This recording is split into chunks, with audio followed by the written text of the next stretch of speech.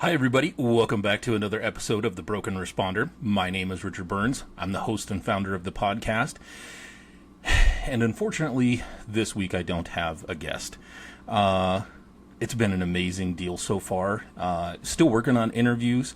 Fortunately, due to schedules, circumstances that pop up and being a first responder. Still working on some stuff. I've been able to hear some amazing stories of from folks, and listen to their struggles. And some of them aren't ready to share publicly, and I completely understand that.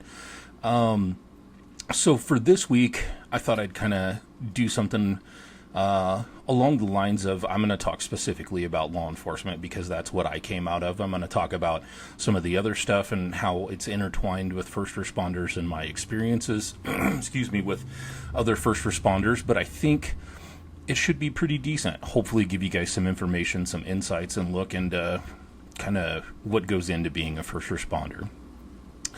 So just like anything else, there's probably some type of physical testing, or a combination of both involved in becoming at least a law enforcement officer. A lot of agencies have a written test. Some of them only do the written test, but then some of them also add in a physical test on top of it, like I already said. But some of these written tests, that we are giving are just, I don't know. Some of them test your memory. Some of them test other skills. I don't understand or maybe have the knowledge of what all's behind some of those tests, but I can say some of them, you look at them and you're like, really?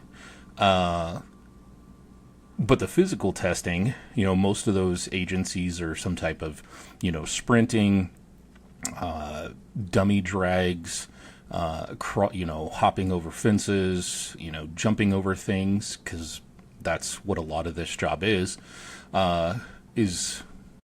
getting into different places. As far as, whether you have to jump a fence to get to something, whatever else it is, there's some type of physical testing.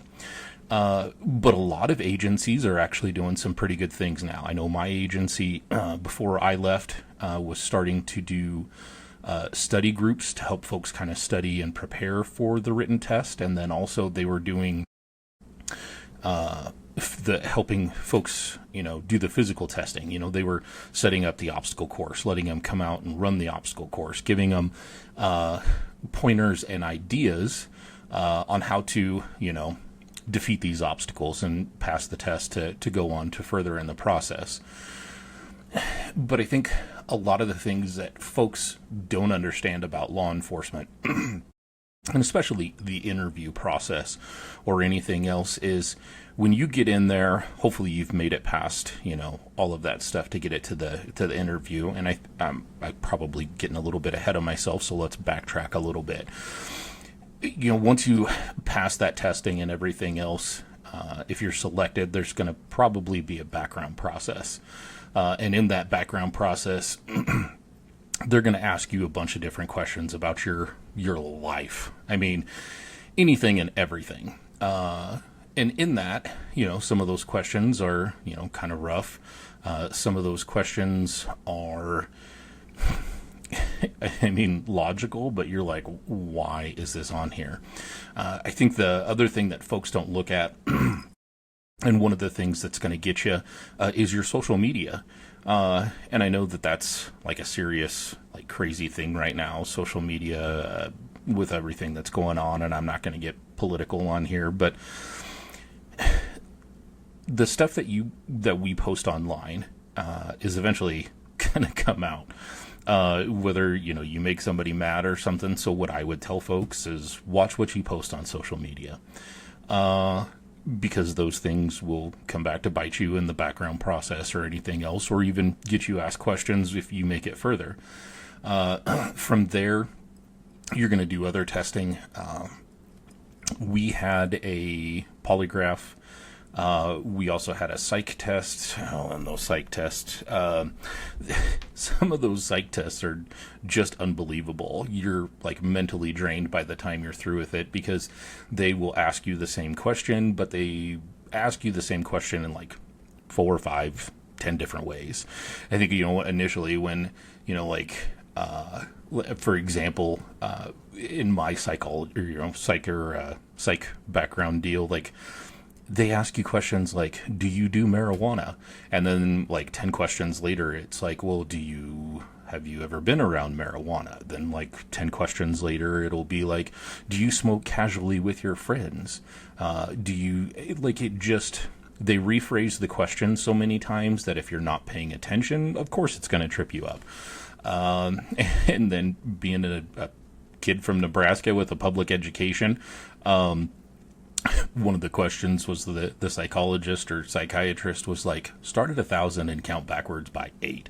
And I was like, 992, I got that one. And then you're sitting there going 991, 990, 899. I mean, it's just some of that stuff. I guess they're testing your processing skills. And I wasn't a big math fan at the time until I got later on in my career, and I'll kind of get into that. But there's a lot of things that kind of go into it. So once you get through with that process, you get into, the interview, the actual interview. And a lot of those questions aren't meant to trip you up. A lot of those questions are meant to test your critical thinking and processing skills. Like, for example, they're going to ask you, name a time when you've had to deal with conflict and how you resolved it. And they're asking for you to tell you about a conflict. Most of the times it's either going to be a personal or professional deal, and they want to see how you handled that conflict, how you addressed it. The other thing that they will ask is they will ask you about your, knowledge, skills, and abilities. What have you done to prepare yourself, for a career as a first responder?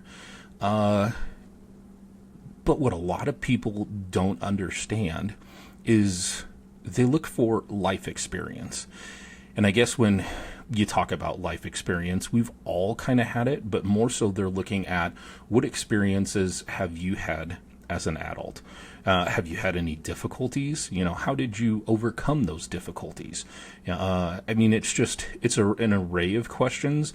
And I think the hardest thing for folks to understand is people get in there and they immediately want to answer the question with like the first thing that, comes off their head. And sometimes we do a terrible job of trying to explain what it is we're trying to do. And I think the best way that I can equate it to folks, if you're looking at doing it, is just like testifying in court for us. The attorney asks you a question, you kind of, instead of just rushing into saying something, you listen to the question, process the question. I kind of always did this deal where, just kind of took a breath, just listen to the question, think about the question, process it, and then answer it as honest as you possibly can. And that's it. It's not rocket science. I think one of the things, in my humble opinion, that we put too much emphasis on is college education in law enforcement. It doesn't take a college degree to be a cop. It just takes somebody who simply has some life experience, knows how to talk to folks, and can look at the evidence presented to them and make a decision. And sometimes the hardest things is maybe there isn't a lot of people to talk to. And so you have to look at the evidence and follow trails and everything else and kind of exhaust options to get to an answer. And you have so much as far as, folks pushing, criminal justice degrees. I'm not knocking the program at all. I understand it has a purpose. But most of the stuff that you're learning in a criminal justice program is 3 to 5 years behind the power curve of what we're already in right now. And so for me, you have a base knowledge of it, but once you get to an academy, and most academies are going to be at least a minimum of 3+ months. I think ours was almost 5 months. By the time, everything got through the program, you go through all the in-house stuff, you go through scenario training. It's not how do I put it? it's not an easy process. There are difficulties in there because every week you're getting tested. Every week you're going through, scenarios or anything else to try to understand the material that's been taught to you. If folks do want to have a college degree, the things that I always recommend to folks, especially if they ask my personal opinion, I always tell folks your degree should be your backup plan. And I say that because just like any other career in being a first responder, there are, things physically, mentally, kind of like me, that, I'm not in law enforcement anymore. And your degree should be your backup plan. If you decide one day that this career isn't there, isn't what you thought it was, it's not what you don't think that you can do it, your degree should be your backup plan. And that's just it, plain and simple.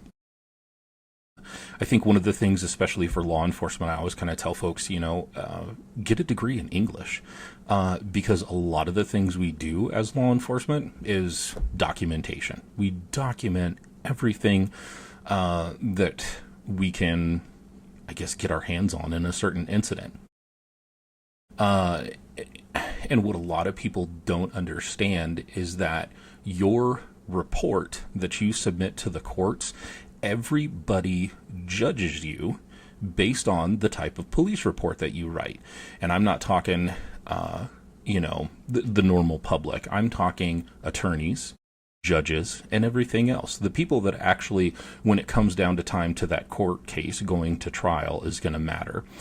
Because if you can't simply formulate a police report and basically explain what happened from A to Z, and describing evidence and everything else, it looks poorly upon you. And that's kind of how they treat you, especially when you get into court. If your police report isn't very well documented or anything else, defense attorneys are going to just tear you a new one. And it also kind of depends on sometimes the level of crime and how much time that person's facing. But I think writing is an important skill, especially in law enforcement, and I don't think we put enough emphasis in it. I know we try to, we absolutely do, but just like anything else, sometimes things slide and it's not a very good deal. But let's get into some of the other stuff, though. Like, once you're actually in the door, you're working the career, like the first couple years of your career, you are just excited. I mean, it's something new. Every day, something new. But then as the years kind of progress, we as, I'm not going to say maybe all first responders, but I know a majority of folks, just like in any other career, cynicism. Well, the whole cynicism kicks in. That's just it. There's cynicism. There's other things that happen. And I think kind of the way to start it is let's look at what phase of law enforcement we're in right now. And I had to Google it and kind of look to see which way that, they would put it. And it was kind of funny because it talks about, and it is almost kind of true. And I'm going to read it to you off of Google. I just Googled the phases of a law enforcement career, and it says, here's a breakdown of each era. So it starts off with the first one, really the 1840s to early 1900s. So like that 60 kind of year period. They called it the political era, and the characteristics of it were police departments were often corrupt and closely tied to local political parties. Officers were hired based on political connections rather than merit, and police function was defined by close ties to politics and politicians. And I think as we kind of get in there, we can kind of start with that criminal mafia element, especially when we get into the reform era, which was the early 1900s to 1970s. And it says this era was a reaction to the corruption of the political era. It brought about efforts to professionalize the police, professionalize autonomy, and the development of formal law enforcement agencies. But also in that reform area, we had a lot of stuff tied to the mob and the mafia. I mean, you look at the TV shows, you look at the old documentaries and everything else, and we had a lot of mob, I guess, ties with law enforcement eventually until it kind of weaned itself out when we eventually get into the present era, which they call the community era. And that's basically the 1970s to present. And that is, it emphasizes problem-solving approaches and partnerships between police and community members. And I can honestly say that right now we are in that community era, but there's been so many changes in this whole deal. I mean, we went from, the things had changed essentially. We focus more on community problems. Like, for example, here, we are a city of a lot of theft, a lot of crime, to the point where the 24-hour Walmarts in our city are no longer 24 hours because a lot of theft happens. And so we had this statute in the Colorado Revised Statutes, second-degree burglary. Amazing charge, and it was kind of cool the way that it was written, because you have, in this statute, basically, that if, someone had been previously trespassed from a business, that person could then be arrested for second-degree burglary. And the way that we were using this statute came about from the DAs and other attorneys and, other law enforcement professionals kind of came together, and they started looking at how much theft issues we were having in Colorado. So what we would do is if somebody gets in trouble from shoplifting or stealing from Walmart serves that person basically with a lifetime ban from the store. And that's all Walmart stores worldwide, Sam's Clubs, everything. So Walmart does a civil trespass warning to them. But then also we would do a criminal trespass form, basically, which, the person signs and everything else acknowledging that they are banned, from the store and they're not to return. And if they do, they could face criminal charges. Well, Colorado started doing this where they had been given the trespass warning, and instead of getting, a simple ticket for shoplifting or getting charges referred or something like that, we would take them to jail on felony burglary charges because they had been previously trespassed. And that worked amazing for a couple years. And then here comes the wonderful Colorado legislature and their infinite demise and worship of criminals, and decides that maybe we should give criminals a break. So they went through and they specifically targeted that and took it out. So that way it wasn't a felony anymore. We couldn't take people to jail for committing a crime. Shocker. So in comes with that, you have cynicism. And in that cynicism, just like any other career, and let me kind of get through here and go through some of this stuff. And I'm going to give you the Google definition, basically. And it says police cynicism is a pessimistic, contemptuous, and distrustful attitude that officers develop towards the public, the job, and their organizations due to the inherent stress, exposure to negativity, and frustrations of law enforcement. And law enforcement just isn't the only or the only career field that has cynicism. Let's get into regular retail. Go talk to people at Walmart, the folks that work there, and they're absolute cynics. Like, they hate the general public that comes in and shops at Walmart. Talk to people that work at, stores and everything else, and just I don't think it's something necessarily law enforcement specific, but I think it's very, very prevalent in law enforcement.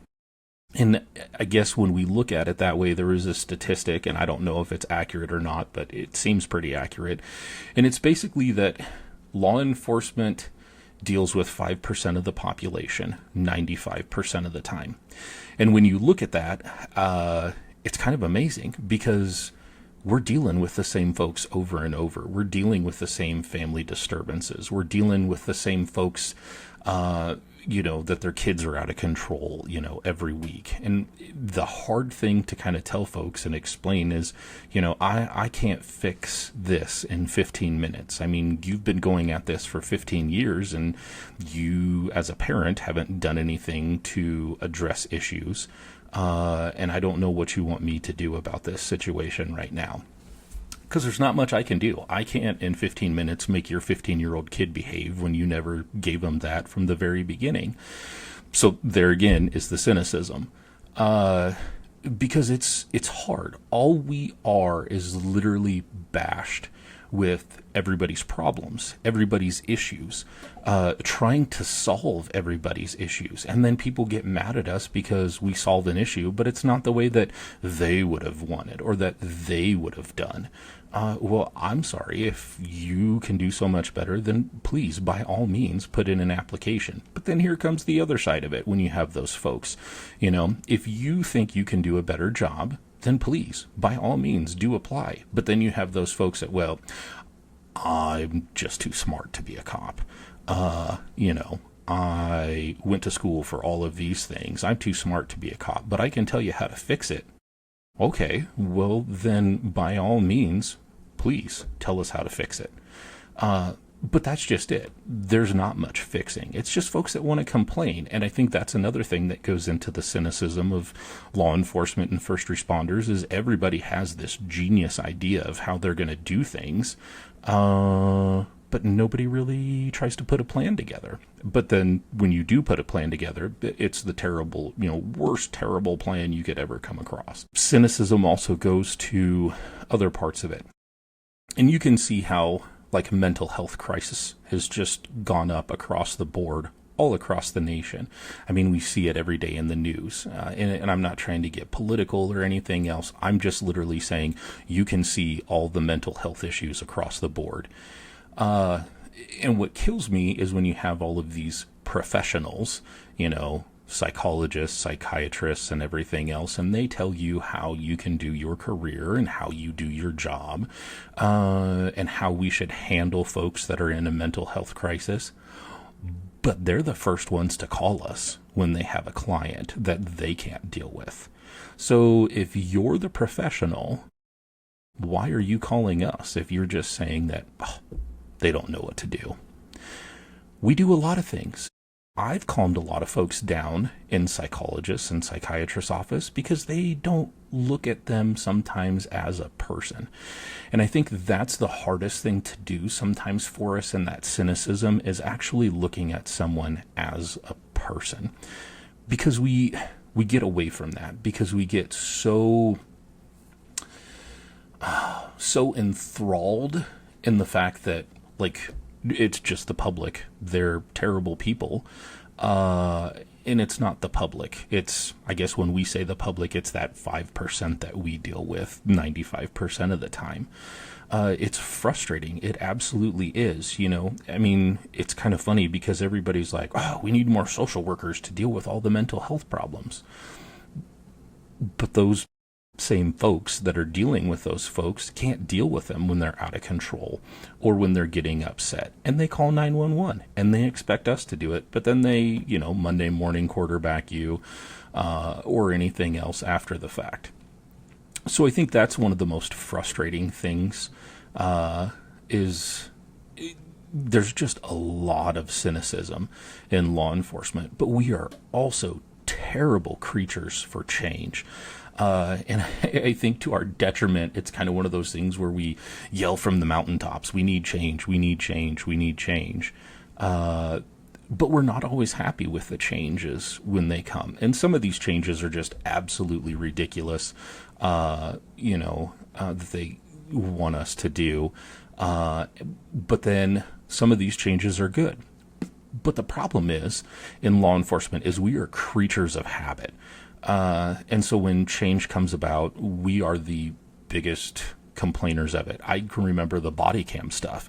How many folks complained about, oh my God, our privacy's gone. We've got body cams now. And honestly, I don't know, the body cams are kind of an interesting topic because, the public was pushing for body cams. Body cam, body cam, body cam.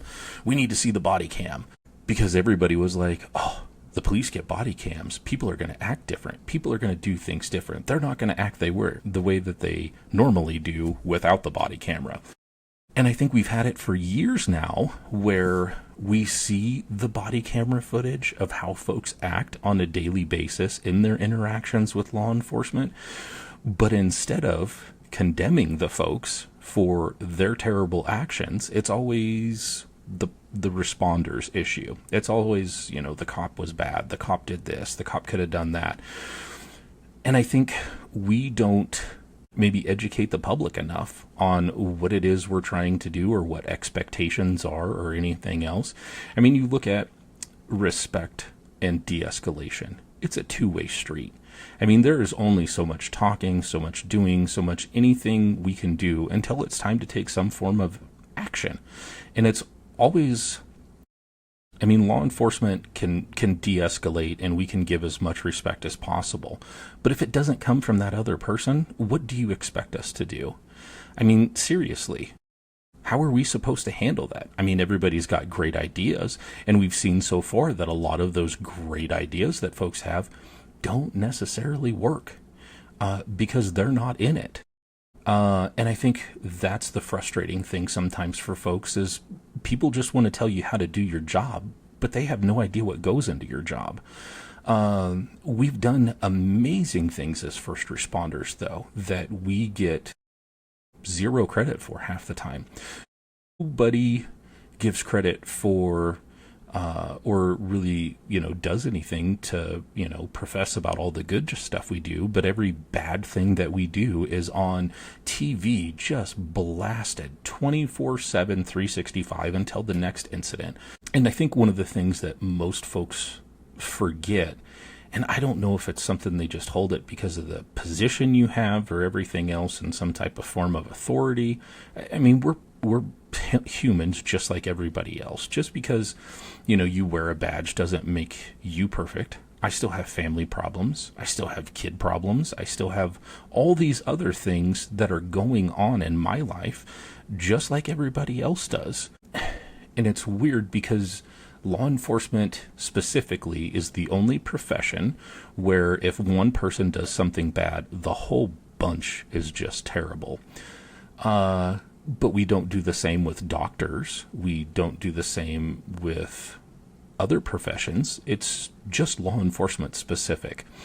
And it's frustrating. It absolutely is. And I think that also takes us back to the cynicism of everybody just kind of putting things in this generalized bowl of things that we do wrong.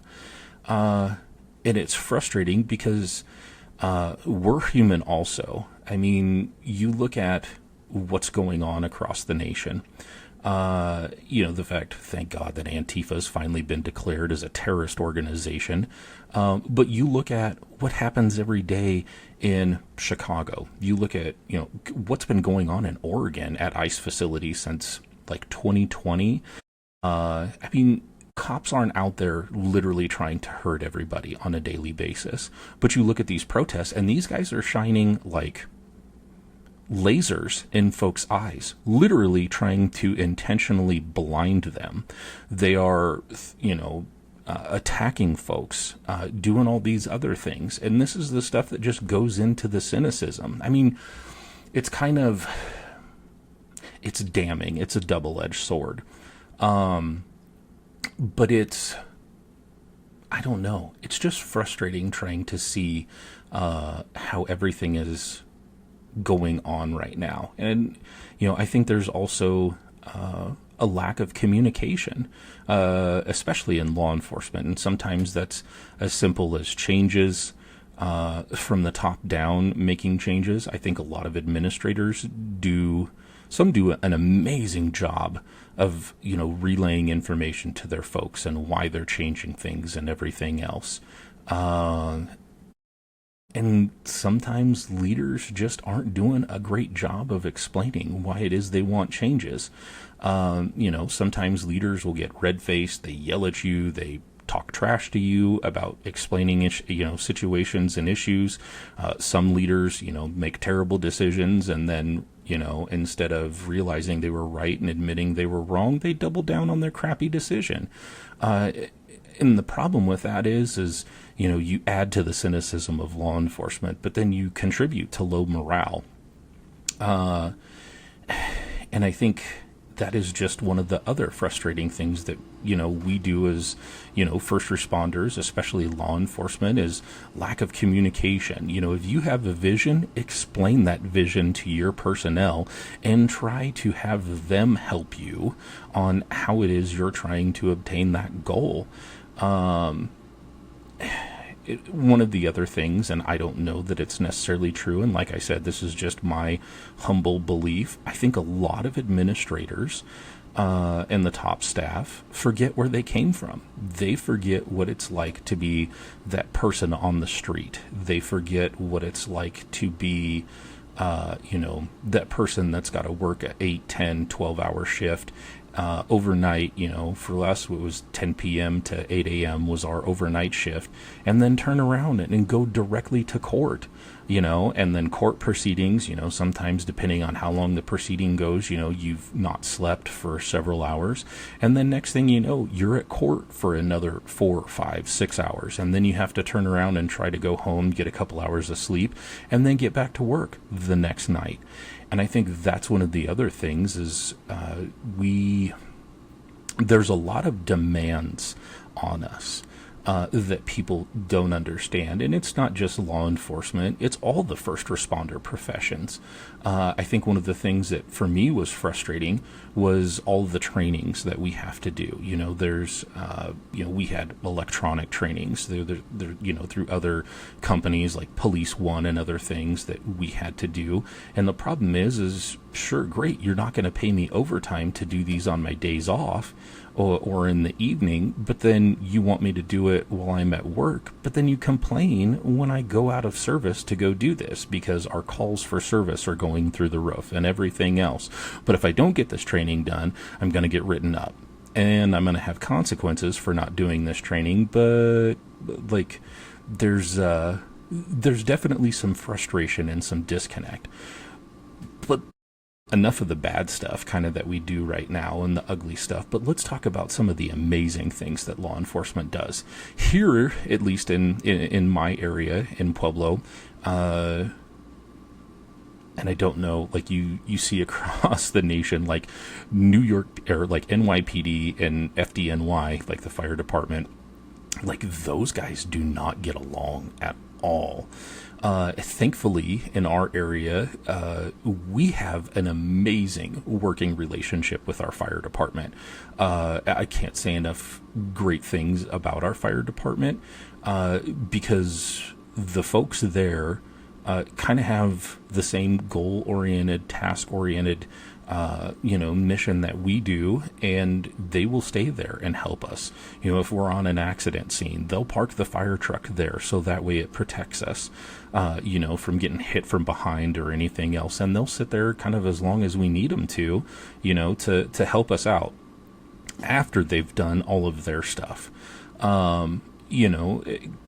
We're on a scene, firefighters will help out. They'll do some amazing things for us. We have a great working relationship here, and I can't say enough stuff about the Pueblo Fire Department. Love those guys and gals over there.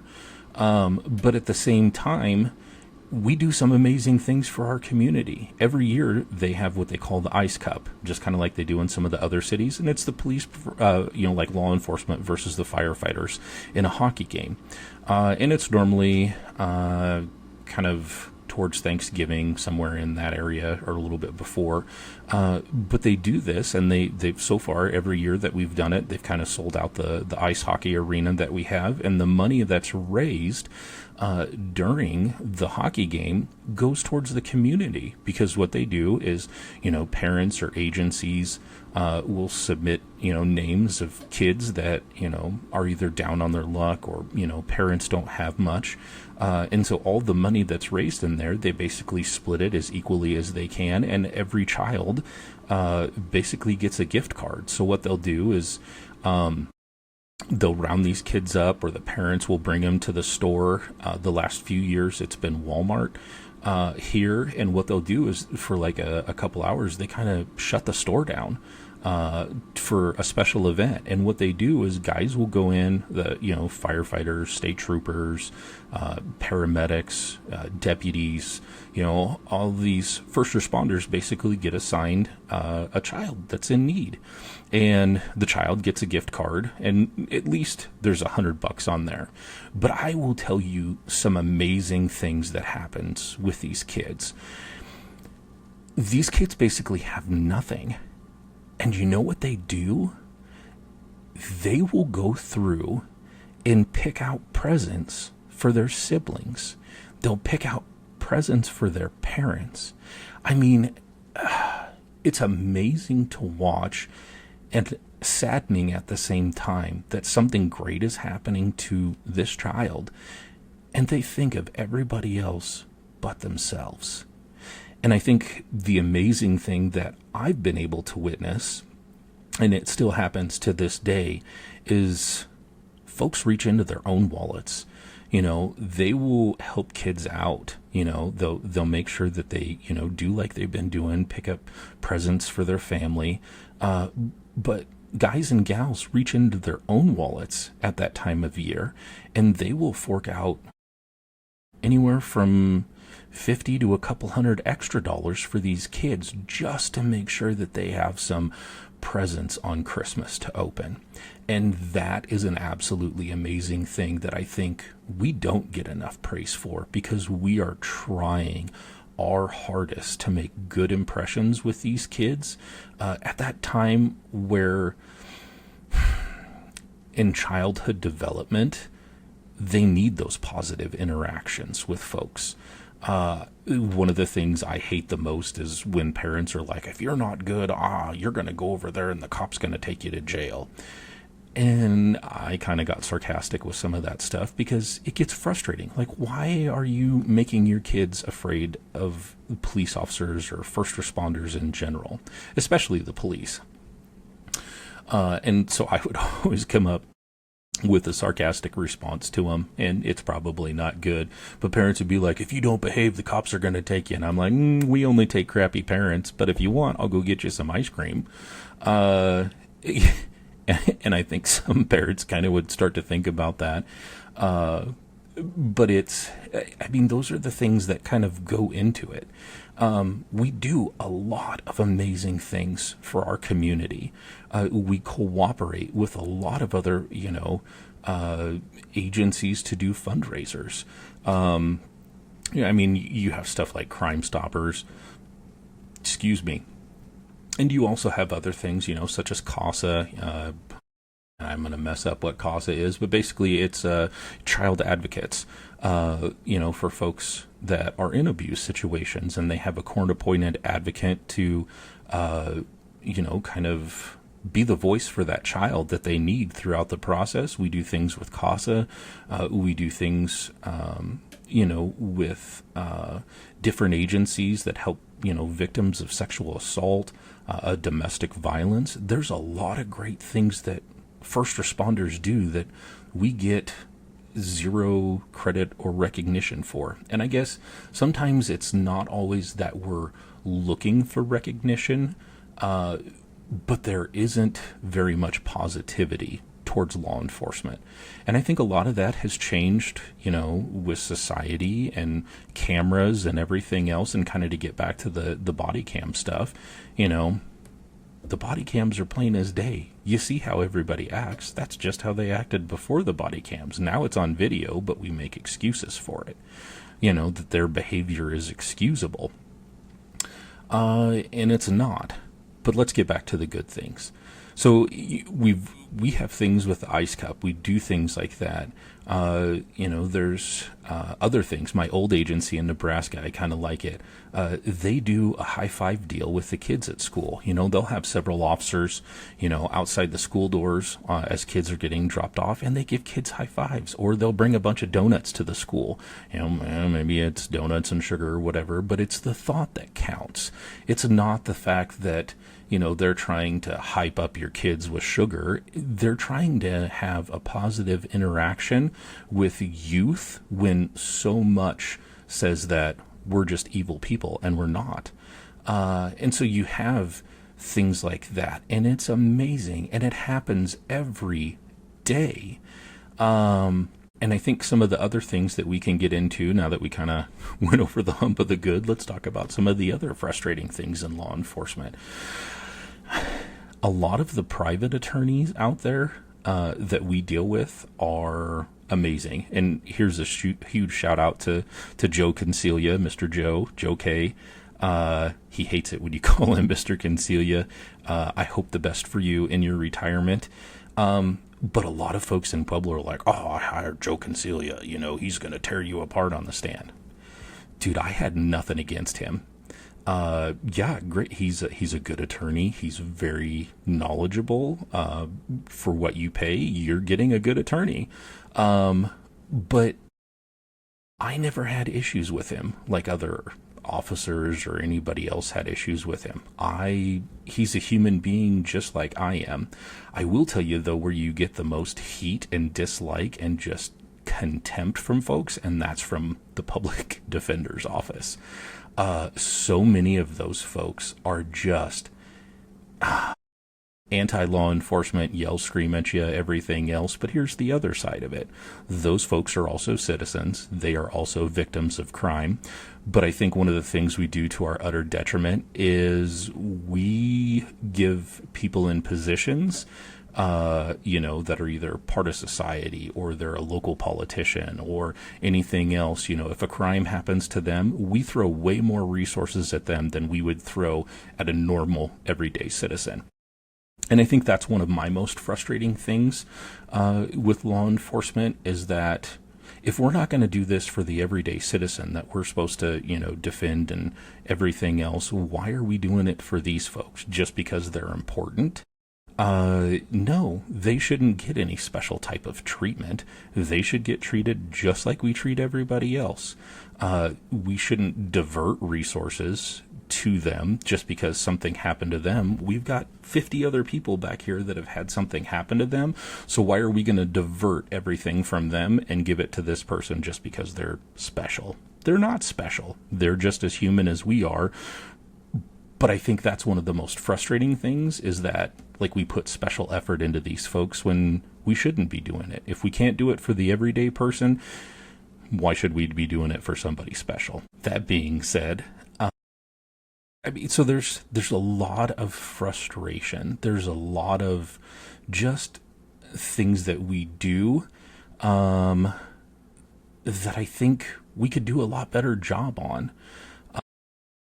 We can do a much better job of communicating. And I think that's some of the things that, when we have legislative updates or they change the laws, I think a lot of agencies should take it on their own behalf and tell the public what is going on. What has changed and why are you seeing this change?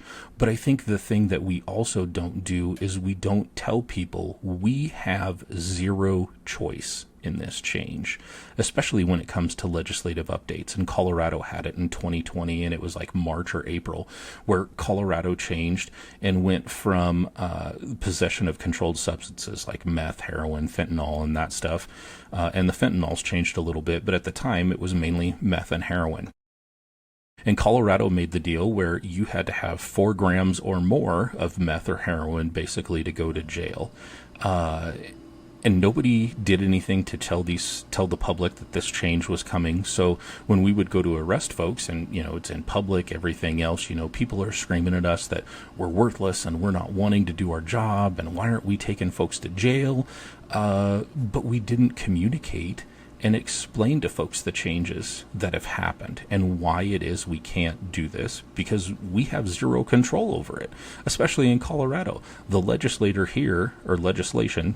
controls everything. They control the judges and the sentencing ranges, and what bond amounts can be set for someone on a specific crime. We also, they control the DAs and the things that they can process and the statutes that are written and how we can and can't process it. And I think that's the frustrating thing is just a lack of communication across the board. And it's inside the agencies, it's outside the agencies, it's agencies relaying things to the public. There's a lot of things that we can do better. We just, again, are terrible creatures of change, especially in law enforcement. We're kind of like, you get set into a rhythm and you're doing great in that rhythm, and then there's a monkey wrench thrown in there with some type of change. And that's the frustrating thing, is we beg for change, but we hate change, to a certain degree as far as that stuff goes. But we do some amazing things also. At the same time, we, put our money together as folks on a shift or a crew, and we help, get people a bus ticket, or we help get them an airplane ticket. Or in, some certain circumstances, they may help folks get a motel room. And some of those, through chaplains organizations and stuff like that, they will help folks get a hotel room for the night. It's just, there's a lot of amazing, great things that we do, and I don't think we get enough credit for it. And I think kind of to wrap this all up, all of this stuff goes into the mental health of our first responders. Because like I said, kind of in my intro video, when you look at it, nobody calls 911 when their child has won an award.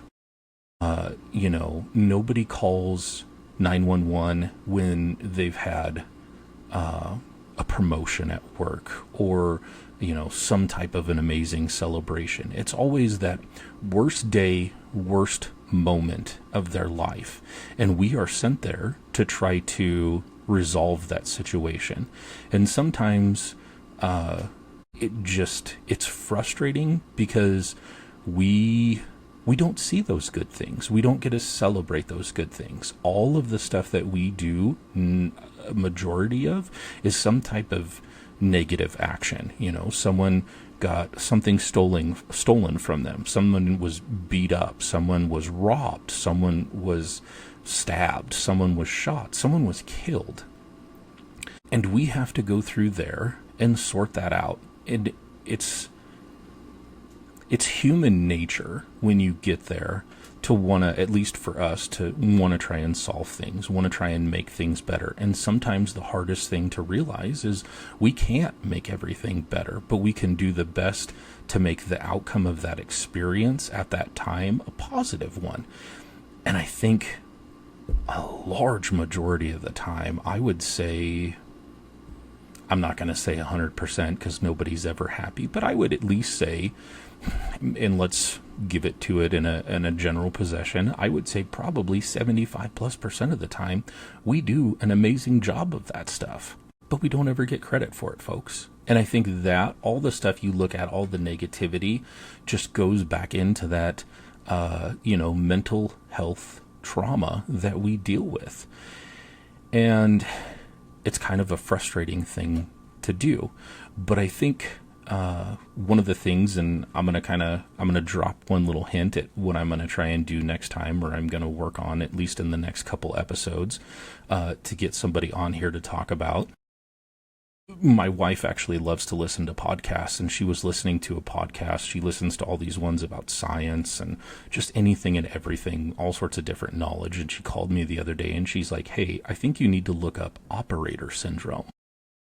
And so in looking up operator syndrome, man, this is just unbelievable. And let me kind of give you just a brief breakdown of it. So operator syndrome, OS, and PTSD are both mental health conditions that can affect individuals who have experienced prolonged or intense stress, particularly in high-risk professions such as military operations or law enforcement. However, there are key differences between these two conditions. And so the OS, or the operator syndrome, is caused by cumulative effects of chronic stress, including traumatic brain injury, TBI, sleep deprivation, and exposure to violence, where PTSD is basically caused by a single or multiple traumatic events that meet specific diagnostic criteria, such as witnessing or experiencing a life-threatening event. But here's the kicker in this. The symptoms of that operator syndrome go into a chronic fatigue, insomnia, cognitive difficulties, memory problems, attention deficits, endocrine system, like low testosterone and some of those other things, physical pain, substance abuse, relationship problems. And then you get into PTSD, which is basically re-experiencing the traumatic event, flashbacks, nightmares, avoidance of trauma-related stimuli, negative changes in mood and cognition, hyperarousal, irritability, difficulty concentrating, hypervigilance, and sleep disturbances. I think there's kind of a mix of both of them, where we have the PTSD and we have the operator syndrome a little bit to a certain extent. And hopefully I can get, a therapist or a doctor on here that kind of has that background to kind of talk about that stuff a little bit more, because I seriously think that's something we should look into as far as our law enforcement. I mean, yeah, we have specific events that kind of mess with us for the PTSD aspect of it, but we literally have all that stuff as far as sleep deprivation. I mean, you look at across the nation and departments are just short officers, hundreds of officers, and a lot of that's due to legislative changes and societal changes that have happened over, the last 12 years, basically. But I think it's one of those things that we can work on, we can get better. And it's just, I think it kind of goes back to the end deal. We just don't do a very good job of taking care of ourselves. I mean, we tell ourselves we're going to do these. We know the signs, we know the symptoms, but we do so much stuff to avoid them. And I think to our utter detriment, we just box things up, we compartmentalize, we shove them down, and we just try to forget about them. But we also do that because we're afraid of what our peers are going to say to us. We're afraid of, are they going to look at me any different? Are they going to look at me as some type of weak person? Are they going to look at me as if, they can't count on me? And so that's another thing that we worry about, is we probably should just compartmentalize this and not talk about it, because we don't want our peers to see us as different people than what we are. And so I think there's a lot of things that we can do better. And I know I'm all over the place today, and I apologize. It's kind of the way that my brain works right now with this PTSD deal, is my memory is all over the place. My short-term memory is absolutely just garbage sometimes, actually a majority of the time, which is probably why doing these podcasts sometimes by myself is absolutely insane, because it's just kind of what my mind goes through, and hopefully it kind of helps folks out to see what kind of really happens. But I guess in closing today, I'll kind of shorten this one up. Here is what I want to say to all of my first responders out there, especially the folks that are still working. You guys are supported. I know it's an absolutely tough job, because it did my career. You're still supported. You're still loved. You're still respected. You are still, at least in my household, revered, because I know what you guys go through on a daily basis. And I think as I go through this process, I just want to make sure that folks know that they are not alone in this process. You guys are loved.